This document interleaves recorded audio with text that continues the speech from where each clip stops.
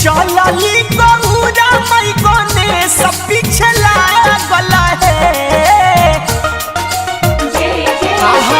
जल ढारे चलली गौरा मई गने सब पीछे लागल है।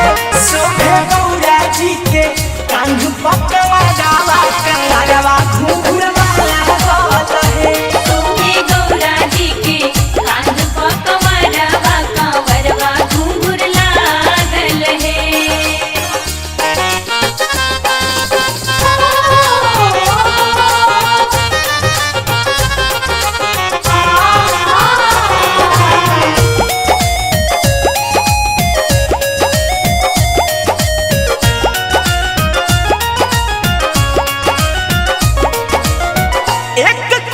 दूर जब अली कैलाश से भीजे लगल अचरा बारिश के झटास से।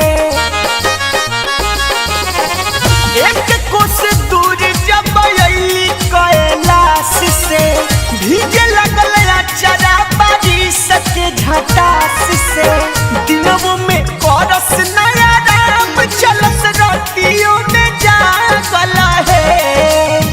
दिनों में करस नया राम चलस रातियों में जागल है। सोभे गौरा जी के कांध पकवा हवा कंवरवा घूंघरवा लागल है। सोभे गौरा जी के कांध पकवा गावा कंवरवा घूंघर लागल है।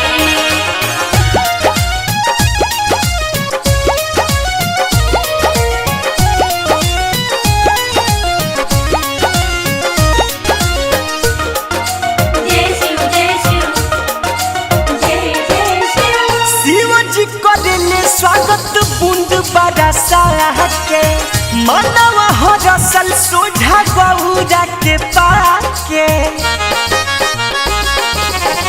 पहले महादेव स्वागत बूंद बरसा के मनवा हरसल सोझा गौरा जी के पाके। ऐसन हो प्रेम कहल गौरा चली भागल भागल है। ऐसन हो प्रेम कहली गौरा चली भागल भागल है। सोभे गौरा जी के कांध पकवा हवा कंवरवा घूंघरवा लागल है। सोभे गौरा जी के कांध पकवा गावा कंवरवा घूंघर लागल है। जल ढारे चलली गौरा मई गने सब पीछे लागल है। सोभे गौरा जी के कांध पकवा